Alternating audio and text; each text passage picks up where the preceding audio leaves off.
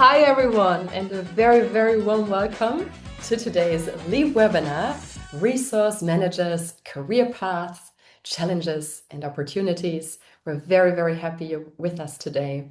I'm Nora, I'm your host for this LEAP session, and I work as a transformation consultant, helping teams design better ways of working, ones that are purposeful, flexible, and actually make sense for the people doing the work.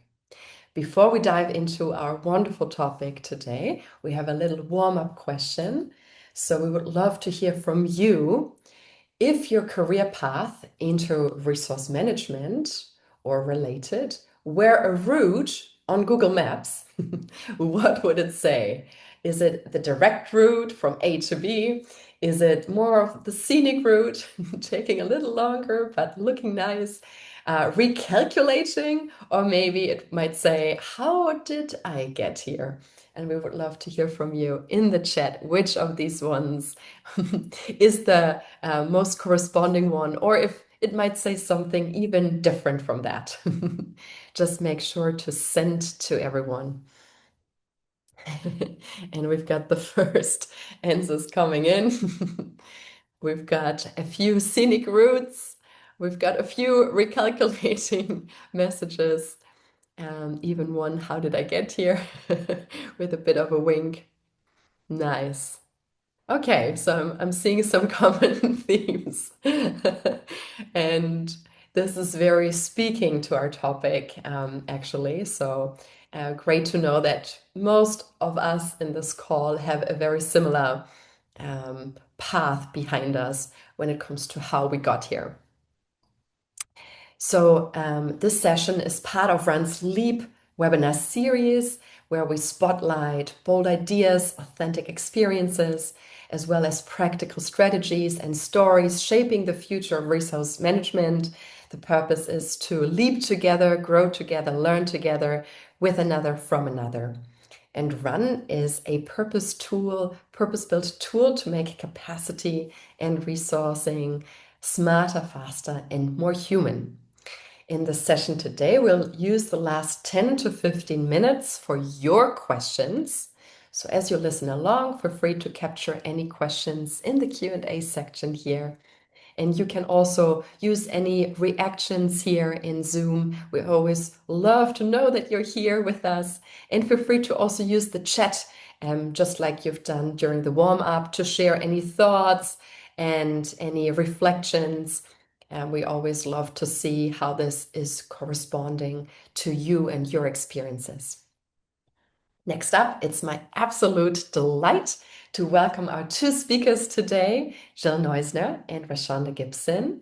Jill Neusner is a resource manager who manages cross-departmental resource allocation and works closely with creative, finance, account, and project teams to help great work happen on time and within budget.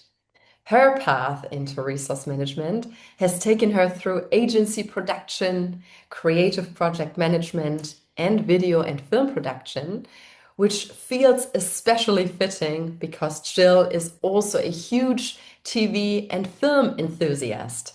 She loves understanding how things get made, who is involved behind the scenes, and how different people's skills come together to create the final result, which in many ways is exactly the kind of curiosity and perspective that makes great resource management so valuable. So Jill, it's an absolute pleasure to have you with us here today.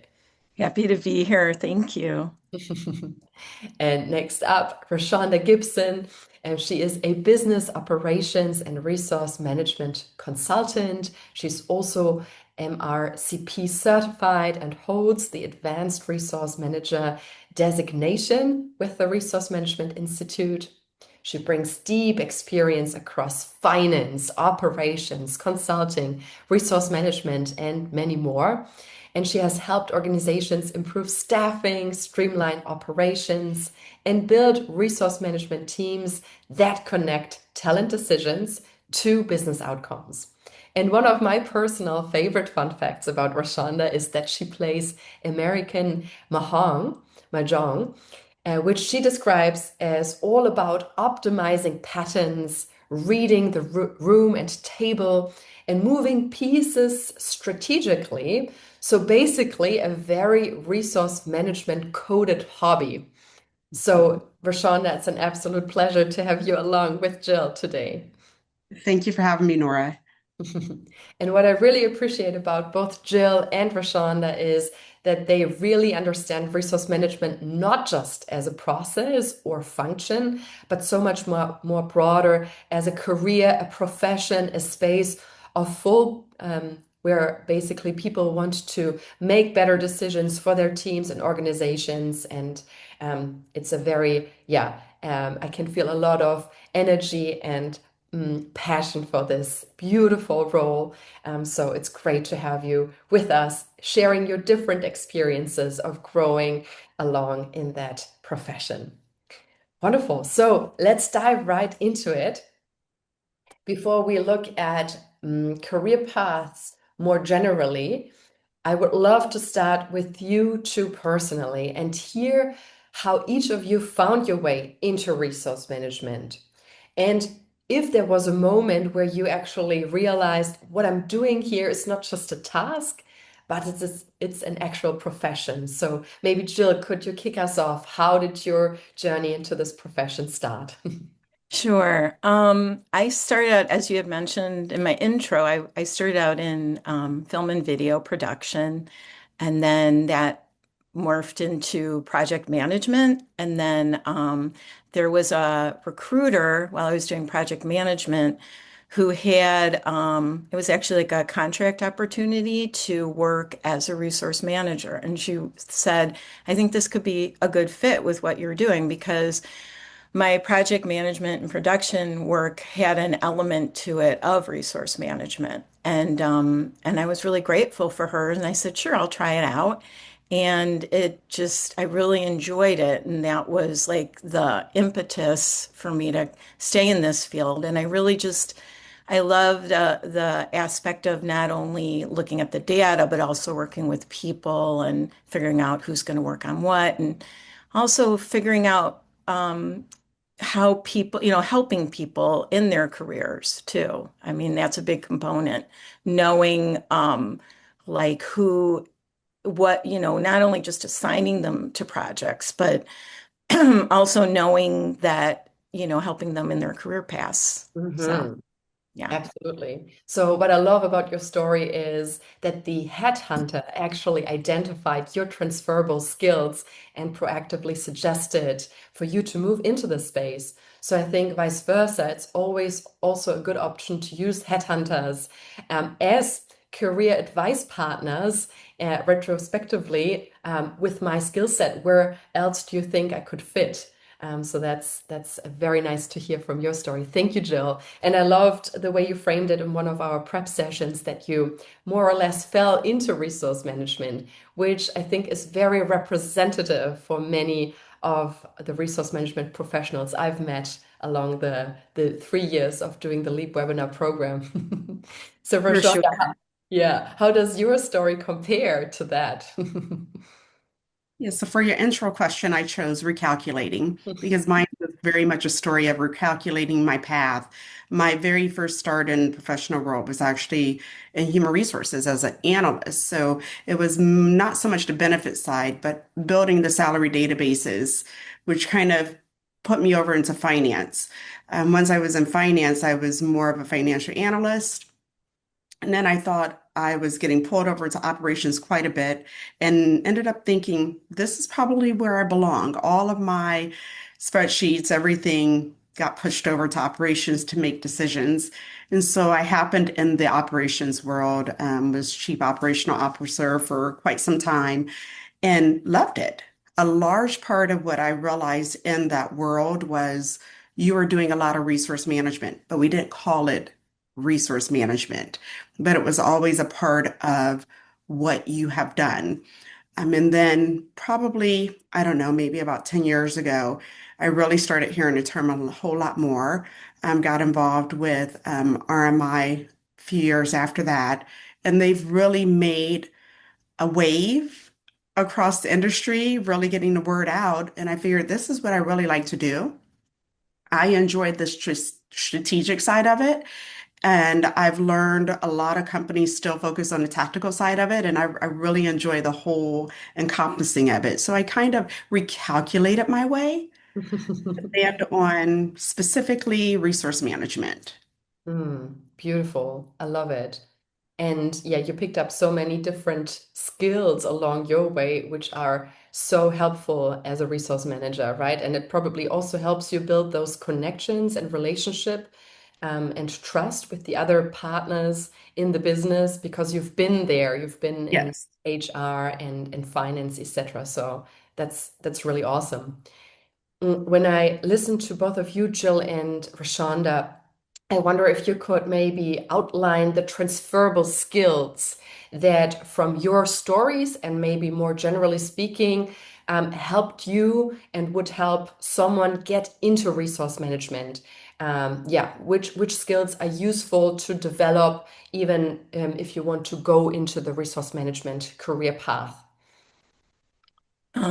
I would say for me, I I do a combination of like creative resource management. So there's an element of figuring out schedules and, like uh, feet on the ground, figuring out who's going to work on what. But it also connects to the overall planning of resource utilization and projections as well. There's an element to that.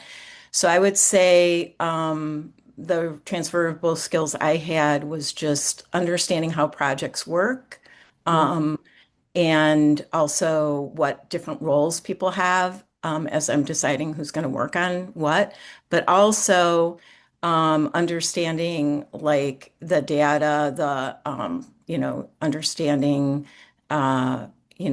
utilization statistics and being able to run reports, being able to really understand how all that fits together from a higher level. So I would say it depends. I think we're going to talk a little bit later about what area there's like different areas you can focus on. And I would say it depends a little bit on your interests. So I would say what I learned, what I transferred was the project scope and understanding and the roles, and then also building on that in the ability to do calculations to see the data, and also understanding hiring resource HR needs as well, and how that all intersects. So, Nice, thank you. sure. Yes, Christian. and I will say that Jill and I, just for the audience, we've worked together before. So a lot of our skills are going to be transferable. We were coworkers for quite some time together. With HR, I would say my transferable skill was building the job architectures, literally the salary bands and databases that people love to see on their job descriptions. And then from the finance world, understanding the statistics and how the budgets could equate to utilization. So utilization isn't just that percentage trying to hit 80% or what have you, but it actually equates to a revenue number and those milestones. So if you're coming from the finance world or the HR world, you can look at it from a perspective of the strategy side. That's a really good point. And I guess I was making a general statement about data, but to RaShonda's point, it is understanding the budgets, like, and also working cross-functionally across different departments. So, like, client service or accounts, finance, big portion of it, and really being able to transfer your findings and information from the data that you're pulling to hiring decisions, all sorts of decisions that intersect into it. So, yeah, Hmm. absolutely. Listening to you, I almost wonder if it is even better to take the scenic route to resource management. What is your feeling on that? You could perhaps by now, it was different 10 years ago, but by now you might be able to start directly in resource management. But is that even something desirable, or is it even better to gain different experiences to pick up those skills along the way, which will then serve you as a resource manager? RaShonda, what do you think? I remember there was a time when, may not have the term correctly, the management trainee programs were Yeah. all the roar. I really thought those programs did a service to anyone entering the workforce because you had your rounds, your cohorts. And I think to be in resource management, you have to be able to work with all departments because you have to be able to work with legal for SOWs. You have to be able to work with HR for hiring decisions. If it's a fully run resource management department, I must say, you have to be able to work with finance to make sure that the targets are being hit.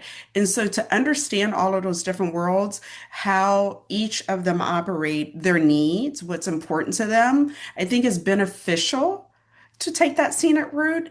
If companies would reintroduce that management trainee format, I think it really did a service. And I think if we maybe had done a study on those who started out that way just to see where they are in their careers, I think it's a positive benefit to bring it back.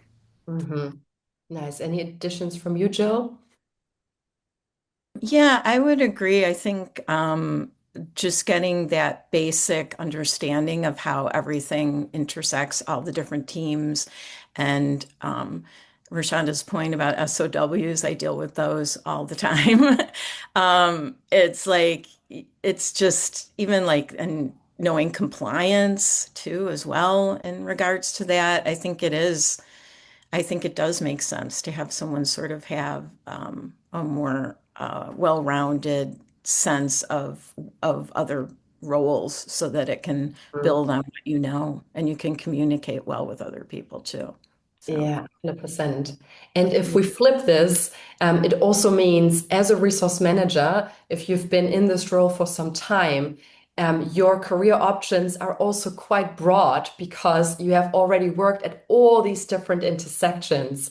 So that makes me super happy realizing basically, if you go down that path, you still have all the opportunities wide and open because you picked up different skills along the way, working with all those departments. for sure. And it keeps it interesting, even. Hmm. Very It's like versatile. always a little bit different every day, like a different aspect. So, It will yeah. never be bored. Yeah. And RaShonda, together with Jill, you kindly provided a sample resource management progression chart. And I absolutely love it. I would like to take a little bit of time to go through it, basically with the question of where can a resource management career go? What are the most realistic paths, and what might be not even on our radar as we work in the day to day? Where could it develop? So maybe let's start off with the kind of high level overview, and then we can quickly touch on each of those four dimensions. What are we seeing here, RaShonda? So I like to divide resource management into three buckets because that's typically when you put a full resource management department together, it encompasses all of them. When you usually have a department in its infancy, they often think of tactical. And when I say tactical, I think that the nuts and bolts, the bread and butter of resource management, assigning a resource, the data entry part of it, keeping the data clean, making sure that you have their skills attached to the resource and the type of projects attached to the work coming in. So you look at that tactical part and it's the everyday work that often can be automated as well to a high degree. But that's typically where companies, from my experience across the board, depending on industry, starts. And then what I see often that's missing is a strong governance function. So if you're sitting with a resource management department and perhaps, and Jill can speak to this as well, you're having your meeting with professional services and you see those battles coming back and forth about what they want and how you operate as a resource management team, oftentimes a lot of those things can be mitigated by having a strong governance, right? So you have demand prioritization already outlined. You have how you handle continuity between different project types, client types, resources, already ironed out. And I often work on the 80 to 20 rule. So 80% of the time should be able to fall into the buckets. And then, of course, you're going to have nuances on the lower end and a higher end. But the governance is always missed, which in what I've witnessed is that it brings the resource management team more as administrative assistants when it's missed. Um, and then you have the strategic side, which is where I hear a lot of companies want to get to. But again, what I've witnessed within companies is that even when you bring it to their attention, they're still not ready to get there because the strategy part is where the skill set drastically changes. That's where my recalculating of my world really, those people probably fit there first and strategy. Because when you look at utilization, I'll bring that topic back up again. You look at utilization and you say we're going to have role-based utilization. Maybe the account team is sitting at 80%, the PMs are sitting at 95%, anyone who's a manager is at 60%, VP 5%, what have you. But it's not just the percentage. The strategic side is going to tie numbers to that. The numbers that help with business planning, the numbers that help with deciding who you need. If your resource management department is not involved in your headcount of billable employees and they're finding out afterwards, you're giving them the list of people who should be promoted or people who need to be let go, then the resource management department is not functioning to its best because they should know before you. They should Mhm. know before any other department in the company whether or not you're going to hit a bottleneck, whether or not there's a growth period. See, a company is coming out with a major product and it's a 2-year time span. That resource management department should be the department letting them know what skills are going to be needed, how many people are going to be needed, the ramp up time. So that way, when you go to, your go live for that product, you're already ramped up with the people. So that's where the strategy comes into play, where I feel like resource management is the most underutilized in companies. Um, they rarely reach that point, and oftentimes they're still on tactical even after so many years. So that's why I like this progression chart. So that way it's visual, Mhm. a broad overview. And the resource management part should have leadership who fully understands resource management. What I also witness within a lot of companies is that the person is leading it is the person who volunteered. And so if it's someone who truly understands, you can get to that strategy part where it really becomes business planning. It really becomes matching the finance team on revenue, their forecast, and the RevOps team and their sales forecast. You would really see revenues shoot through the roof, not stagnant on the backlog would diminish for the professional services team if more resources were put to this progression chart and filling out a full resource management department. Mm. Very nice. Jill, any other comments from your side before we dive quickly into each of the four? No, I agree. I think I do see a lot of times when I'm in a company, people making decisions, hiring decisions, or without actually looping in resource management. And they'll look to resource management very often for like getting the numbers together, but then they don't. There's as to RaShonda's point, there's like an aspect to it where resource management can translate those numbers and give a better sense of what's projected to happen. And I do agree. I think part of the problem is sometimes people don't really understand resource management or exactly what resource management can do. Yeah, So very. totally agree. Yeah. Yeah, good observation. Yeah. Yeah. Nice. So let's dive into the tactical. Maybe Jill, do you want to quickly outline the progression that can happen within this dimension, which might be the starting point for an organization that's building up resource management? Sure. So there's like a good way if you're going to be, if you're not going to maybe take the scenic route, but you're just going to go directly resource management. An entry, there's different levels. So like an entry level would be more like a creative resource project resource, like working with a team to decide who's going to be working on things, governance, um, the also work through what's system you're going to be using and able to run reports, also supporting all the different, perhaps the head of resource management operations. So that's a good way for someone to enter the field and kind of get a sense and connect again, what we were talking about earlier, connecting with all the different departments and learning how things run, and also getting some guidance from a higher level resource manager. And that would be about from 0 to 3 years, up to 3 years of experience. Mid-level would be 3 to 6 years of experience.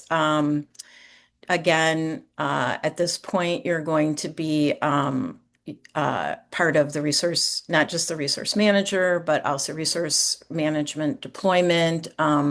Again, coming closer to assigning resources, smoothing out any issues with resourcing, able to working on operational forecasts, trying to look 0 to 3 months ahead, and also looking through uh, quality of automated projects. And again, even diving further into coordinating with the PM and delivery team, and you're sharing analysis of with these teams, and I would say also other departments to your findings that you're pulling from your reports. And then senior level is 6 plus years.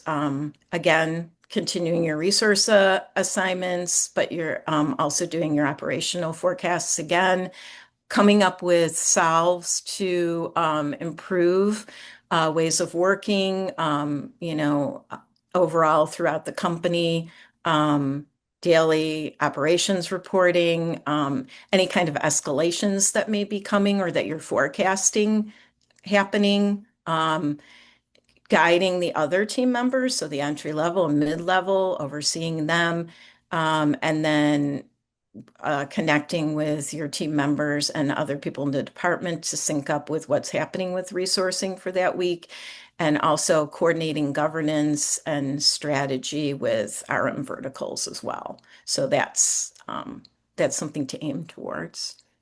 Very nice. So here, tactical dimension within it, we have a clear progression possibility. This is not supposed to be the one source of truth, but more an inspiration, right? The titles might vary. It might look different organization to organization. We'll talk in a moment about how titles and responsibilities might also vary depending on the maturity of an organization. But this is just to give you a little bit of an inspiration. Let's now dive into governance. RaShonda, can you briefly take us through the progression paths here? Yes, if a company did have a governance dimension or looking to have a governance dimension, then it's similar to the tactical layout. At the very base of it, you have an RMO coordinator or an RM analyst. That person is focusing on data quality because your output is only as good as the data going into it. So it's important to make sure that your data hygiene is always clear. So they're going to work a lot with human resources as well. Oftentimes you have internal titles and external titles. You have nicknames, you have full names. That can really make reports look kind of off if you don't have good data quality in there. So they're doing a lot of the data items. A lot of times, what I have been doing recently, that role has become, and you see the little footnote at the bottom there, it is one where you can implement an AI agent to do a lot of the base level work, and have someone really QC it. So that entry level role can be automated to a large aspect. Then you move over to what I would call a demand intake manager. The title may still be resource manager, but their function can be demand intake manager, might even be worth it to call them that. They're working on that demand prioritization. the demand versus capacity. So they're going to have some sort of a finance background, business intelligence, data science, that sort of thing, to be successful in this arena. And then that one usually rolls up to, say, director of demand management or director of operations. And they're really functioning across tactical team and a strategic team, excuse me, because they have to be able to receive the work that is being done by the tactical team and the strategic team from the business planning side. So the director level is looking at audit policies. They're often probably working with legal to make sure that they are putting together good governance that can flow down across teams. So governance, in my opinion, is often, as I mentioned before, overlooked or it's spread across team leads in, say, professional services and whomever they're working on. And it would be a great service to companies to have it duly, deliberately under resource management for operational measures and for higher revenue in the end. But yes, I would say this is probably the forgotten arm. Interesting. And I'm so glad you're sharing this with us because that's good to have on the radar. And maybe if someone wants to share in the chat, if this dimension is currently there in their resource management function, it would be interesting to hear. Next up, we've got the strategic dimension, and this is definitely a theme I've seen over and over again, is that resource management has the opportunity to shift from just the tactical also to the strategical dimension. So how could a career progression path look like here? Jill or RaShonda, who wants to go through this one? Yes, Um, I can go through it. Cheryl, you can jump in. Like I said, we work together, so we can ping back and forth, right? Sure. So the strategic dimension, I do see that this is coming into play in a lot of companies that I've spoken to recently. They are trying to bring in a strategic part. It's very comforting because when you're looking at resource management as a team that can lead the business planning, be able to push information out about the workforce, you need someone who has, a business intelligence mindset. In other words, the data is going to whatever system you're using, like Run, and that's being handled by the tactical team, the actual resourcing and putting together the projects and handling the resource smoothing and all those things. But once that data is in there and by the governance team, the data quality looks good and all of the wonderful things are happening, then now you need to analyze that data. And what does that look like? It's not just a report that's going to come out of our systems.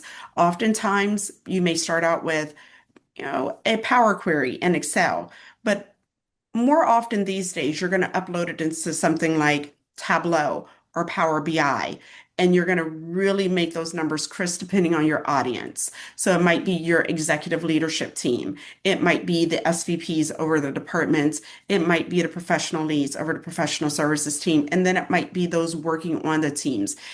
When you are dealing with strategy, you are looking at, say, a resource planning analyst who are going to do the utilization roll-up reports, the labor mix reports, because you might be working with freelancers, people who are on the bench, part-timers, borrowing from different departments. And so they're looking at it from an analytical standpoint. So they're doing the base level reporting. And then you take it up a notch and you look at capacity planning. And capacity planning is more than just the heat map, right? You're looking at it from, is this person truly over capacity, or do we need to take a step back and really look at the governance and how we're assigning people? And what levels? Do we need tiers in our clientele? Do we need to look at our skills, how we have people entered in on the tactical side to make sure that we're not over assigning one person just because, their name pops up to us all the time, that we are balancing things out. You can see that from the strategy side because they're showing it to you visually. So that visualization from a scientific standpoint can help with that operational forecast. And then you move down to leadership level where you have, say, even a VP or a senior director of capacity planning, when they're looking at beyond the operational forecast, they're looking at the resource forecast. And a resource forecast, and when I think about it from a professional services standpoint, they're looking at it based on their client box. How many people do we need to satisfy these clients based on the sales that have come in, the work coming down a pipeline? But a true resource forecast mimics that of a financial forecast. Someone who manages a P&L for a department. It's truly beyond the tactical and into the strategic. So you look at a rolling 13-month forecast, and it follows the same deadlines as the financial forecast, as the RevOps forecast. So you're looking at that kind of leadership for the strategic side. And that's when true business planning can really happen and where you see the full value of the resource management department. Nice. Awesome. That sounds um, very nice. Jill, anything you want to add here, or shall we move on to the last leadership pillar? I think RaShonda said it really well. I think this is the point where you're really understanding, like you're really helping with planning and forecasting and really getting to that higher level of analysis. And it's really important. So. Yeah, definitely. And then last but not least, the last dimension is the resource management leadership dimension. How do we get there? Rashonda, or Jill, whoever wants to take this one. Yes, I can go ahead and take it. Jill, jump in as you because I know we have shared experience, but we also have some different experiences as well. I have witnessed some companies really take resource management to higher levels. I know there are some companies that have SVPs of resource management, some companies that are led by a full department that have a seat at the table from the executive leadership level. Most I see it stops at the senior director level. And so then they report into a company recently that I'm working with. They report into the HR talent, the chief human resources officer. And then a lot of companies, the majority of companies I see, they report into the chief operating officer. So when you're looking at leadership, the VP level, VP resource management, I see that a lot in creative agencies, VP of biz ops, I see that a lot in financial agencies. But if you read the job description, then you're going to determine that it's truly resource management. Reading that job description is very important to determine the focus of the role. But I have noticed a VP of RevOps and one of my longtime clients a few years back, theirs is a VP of RevOps, but they are also utilize resource management in a very strategic way as Mhm. well. So leadership is the one who's driving the whole department. So the tactical, the governance, the strategic report into them. And it's more than just one person in the department. That's often, and Jill, jump in on that one, please, because we both notice a lot of companies want one person to handle resource management. And there's so many people that they're trying to handle, and it's all the pieces and it just cannot be done successfully with just Yeah. one person. For sure. Like I have been at companies where, where we did have we did have that organization where we had like an SVP and then we had VPs and we had like a whole like huge group working together. And it was a company where we had a lot of different client groups too that we were all, each of us under that were covering different clients because they were big, big opportunities. So it was organized that way. And you're right. I think but I've also been in situations where it's basically one person doing all of resource management and everything, and uh, reporting to like ops or HR as well. But yeah, I think it's great when you have that kind of bigger organization if you can. I do know some smaller companies just don't have the bandwidth to do that. But I think it works really nicely when you do have those roles, for sure. Awesome. Thank you so much for outlining these potential paths.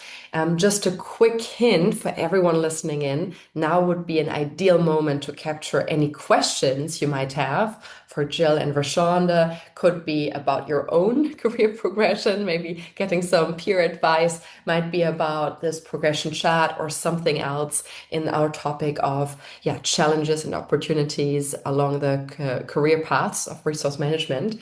I would love to ask you, Jill and RaShonda, from your perspectives, how does the maturity of an organization play into someone's career path in resource management?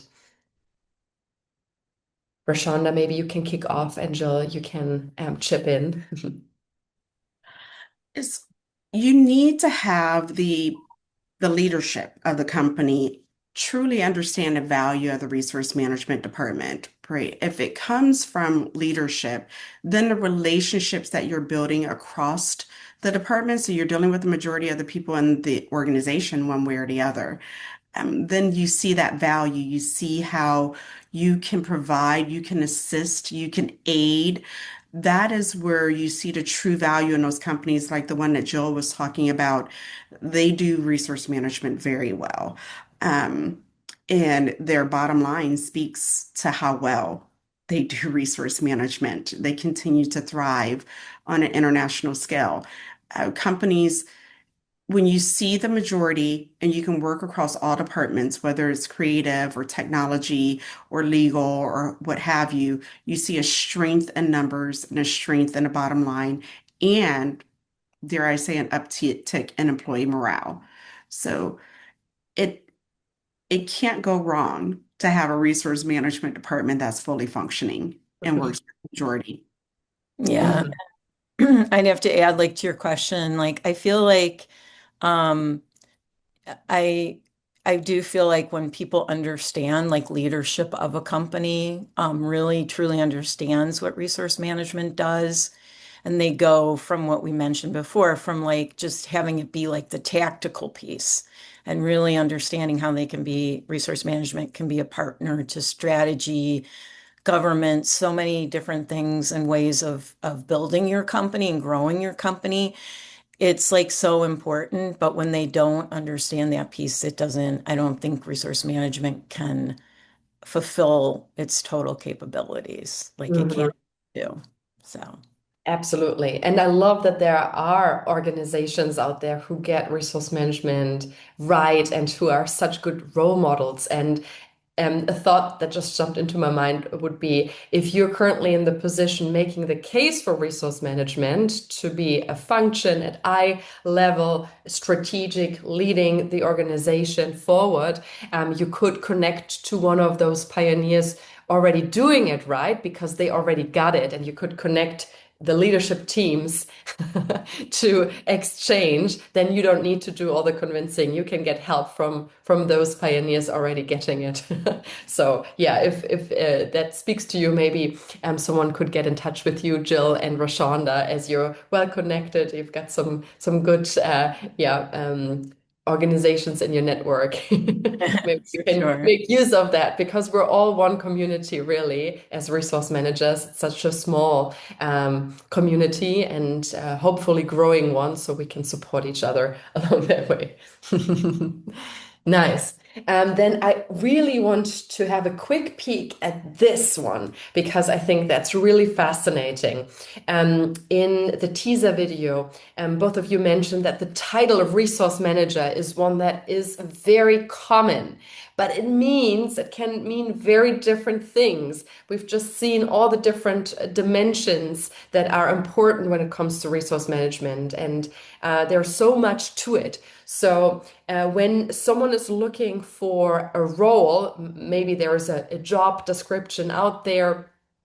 What are some of the cues that help us understand if it's a role aimed more towards the tactical or more of the strategical side?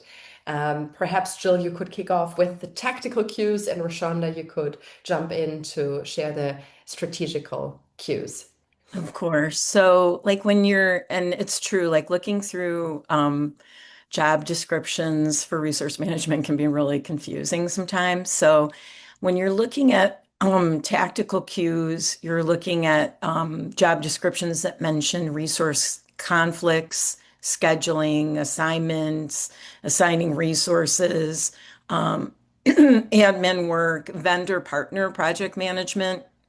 So like contractor work as well, and updating any kind of administrative tools that you have.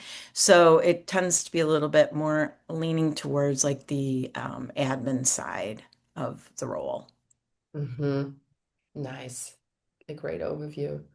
Yes, and on the strategy side, you'll often see words like strategic advisor, built data models, someone who worked with the evolution of resource management, demand modeling, prioritization. When you're reading through that job description and looking to see where is it leaning, then you're looking for those types of keywords written throughout in the bullet points. And of course, you're still going to see some of the tactical side, as Joe mentioned, and some of them. And on a high tactical roles, you might see some of the strategic cues. But then I would say when you're talking to the recruiter, you can suss it out a little bit more about what the hiring manager actually told them the work will actually be. But it is kind of a game of where's Waldo sometimes to figure out exactly where the role is going to land. Yeah, it could be fun part of the process too. Hmm. Yeah, great analogy. I love it. Thank you both very much. Also wondering, when there is an interview, let's say I see a job posting, I read through the description, it sounds appealing. When I'm in the interview stage, what are some of the questions or aspects I should ask to better understand what a resource management job actually entails? RaShonda, do you have some thoughts on that? I often ask, what department does the resource management report to? Mm. If it reports to professional services or the PM, then I know that it is more administrative because those are usually your clients. So if you're reporting to your client, you can't really be as objective. Mhm. Right. So then if you're reporting to, say, operations or HR or RevOps or even finance, then if it's finance, you know, it's probably going to be a little bit more strategic. Uh, Mhm. you kind of get an idea of where the role is going to, how it will pan out based on who you're reporting to. Great. Thank you. Which department is the Resource Management Office reporting to? Great question. Jill, any question that springs into your mind that might be a good one? Yeah, I think that's a good point. I've also done like creative resource management. So that to RaShonda's point, if you're like reporting to like a creative director, again, that's like you're not going to be as objective on that too. Um, but the other thing that I always ask is, and maybe this is something people should ask anyway, like in a job interview, is like, what is a day in the life like? So Mhm. that you can see what your responsibilities are. What are they going to expect you to do every day? And then that you can see, oh, is this more tactical? Is this going to be, how is this going to lean? So that's Mm. a question I always try to ask. Amazing. I love it. Thank you. Anyone, if you have a question, now is the last chance. We have many more questions here in our backlog that I can ask, but feel free to share what's top of your mind. This is also your space. What I'm really curious is leveling up. Both of you are experienced professionals. What has actually helped you to progress and grow as a resource management professional? What would you recommend versus what might people be able to skip or they don't need to invest as much time in? RaShonda, what springs into your mind? I'm a huge fan of professional development. So I very much enjoy being part of RMI and their certification program and meeting up with other resource managers in the industry. It is a small community. When you want to level up, then it's nice to know what's going on in your specific industry, what's coming down the pipeline, the resource management forecast from that organization. So when I'm looking at what do I need to do next, where may I spend a lot of my time for this upcoming year, I'll often lean towards that professional development side. Internally, when you are, whether or not you are a consultant or whether or not you are an employee, I would say, depending on where you sit in that organization or where the growth of your department might be going, might dictate your leveling up. If a company is in a growth pattern, so say they are introducing a lot of new products, they're going to be hiring new people, then you might be looking at where are we now? Are we only tactical? And do we need to be strategic? And what skill set does that team now need to have? Do we need to bring in someone with business intelligence? So what direction do you want to go in? Take that self-inventory of your natural skill sets or things that are easier for you to obtain without extracting it from someone else on your team, right? So make sure that it's something that you can do with in a professional development standpoint. There's so many avenues you can go down. I mean, wouldn't you agree, Joe? There's just so many avenues you can do in resource management. Oh, for sure. Like I feel to your point about connecting with the community and other resource managers, there's like, I think that's really important to see what else there is in the role.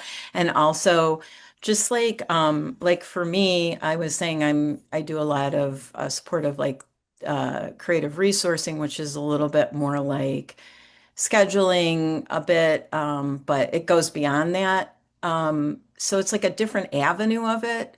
So you can just like test the waters and see what you really enjoy to do doing. Like, do you lean more towards doing the strategic? Do you lean more to doing like maybe there's people probably who just enjoy doing the tactical and are happy there, you know? Mhm. And I agree with RaShonda, there's so many different paths you can take and areas you can focus on. So I guess just testing the waters of each one, you know, and talking to people and testing it out to see where you want to land. Hmm. Yeah, very nice. There's one question in the Q&A that I would love to pick. What's the biggest skill gap you see in resource managers who want to move up? So maybe, Rashonda, could you kick us off with your thoughts? Yes, I think the biggest skill gap that I've seen that I've had, I've built resource management departments is not knowing what path to take. So oftentimes I'll sit with that person and we'll take a skills inventory. There was one gentleman in particular, this person was excellent at building reports. I mean, and it was something that they had always wanted to do. So the business intelligence side was a natural progression, but they were on the tactical side for many years. And so once we realized we brought that skill out, it was an easy maneuver over. So a huge gap is basically not knowing or Mhm. not taking a true inventory of your own skill set. But I would see the biggest gap is going over to the strategic side. Hmm. Requires a lot more data science and business intelligence. Hmm. Yeah, I agree. I think that's something that I had to build myself, like the strategic, the business intelligence, kind of learning that as I went along. So, and it's something I was really interested in. So that helped. But I do agree. I think that is a gap and something, again, that maybe some companies don't realize is a potential for resource management as well, which holds people back. Hmm. Nice. Thank you so much. There's another question that just came in and got a thumbs up. So I would suggest to do a fire round as it's our last question that we get to answer. It's a rather long one. Thank you for posting it. For firms transitioning to this multi-dimension model, the dimensions imply a larger, more differentiated team, and some of those roles sit outside the traditional resource management umbrella entirely. How did you make the case for that headcount and structure to firm leadership? And how did you keep the swim lanes visible so the work does not get absorbed or duplicated by adjacent functions? Yes, Quick. yes, for that one, You don't often need additional headcount outside of the organization. When I take a lay of the land of a company, and oftentimes I see those roles are just kind of plucked in other departments. They often stand out like sore thumbs. Like, how did this role get in media? Right? And so you start looking around the company and you say, this role doesn't really belong over there. It is actually a resource management function. And so I've noticed that, or I'll see a role that does all vendor management, and they're only in this corner of a department that no one else in that department does a role like that. So when you're looking at building it first, you're looking and you're taking inventory of what's in your own closet. In Mhm. other words, in the own company, you're often going to find those roles are already there. And for governance, you find them spread out over the different teams. And when I interview those teams, the overarching governance may supposed to be the same, but obviously when you have different team leads, there are different nuances that changes that governance. And so when you take that one line and you make it under resource management, you get rid of the silos and you get rid of the nuances. So both ends of the spectrum. So I would say when you're building out the multi-dimensional model, you start internally. You often don't have to have additional headcount for at least a year, at least. You can start with it's already there from what I've witnessed across all different company types. Nice. Thank you for Big showing. structure. No, that's true. And I think it's like, I think also looking internally and kind of doing a cleanup and a reorganization of things, just as the case in itself, because you're showing the value of resource management and you're also showing, you're not asking them to make any more spends or hires. So totally agree. Nice. Thank you both for your answers, and thank you to those who have posted their questions. To wrap up, Jill and RaShonda, what is one piece of advice that you would like to share with some of the professionals who are tuned in today? What has been most helpful on your journey? I think just when you're looking for a role, kind of try to read through the fine print of I think just recapping what we've said, read through the fine print of what it requires. And also don't be afraid to try something, a different aspect of it, something that you might have thought, oh, that doesn't sound like, what I've been doing. But like, just try to explore it and see if you can add it to your repertoire of resource management as well. Love it. Thank you, Jill. RaShonda, how about you? Yes, I definitely agree with what Jill said there. And I would always say what I've reiterated, tap into your community. Though you're working in a company, when you tap into that resource management community, and I have found it to be a very welcoming and friendly bunch. When you tap into that community, you can also expand that way as well. Um, you grow when you think outside of your own inner circle. Amazing. Totally resonate with both of your pieces of advice. Thank you. And thank you so much, Jill and Rashawn. That was such a delight to collaborate with you. Thank you for being so generous with your time, with your knowledge. If anyone is interested in this framework, in the progression chart, reach out to us. We are very, very happy to share it with anyone who's interested. The webinar is all about helping each other grow. So whatever helps, we're happy to support. And also on behalf of Jill, Roshan, and myself, feel free to reach out to us. It's all about connecting and making the community as strong as possible. For sure. Thank Yes, you. thank you, Nora. This has been so much fun. I appreciate Oh, it. great. And just a quick outlook. In August, on August 5th, we have another run in practice session coming up, which is a 30-minute product walkthrough with our lovely team, Jenna and Matt. I can highly recommend them, super knowledgeable in the space of resource management. So feel free to sign up for this awesome session. And with that, we say a big, big thank you for everyone who was part of the session. It's been an absolute joy. Thank you for all of your questions and the engagement in the chat. It's been very wonderful. Thank you and have a lovely rest of your day.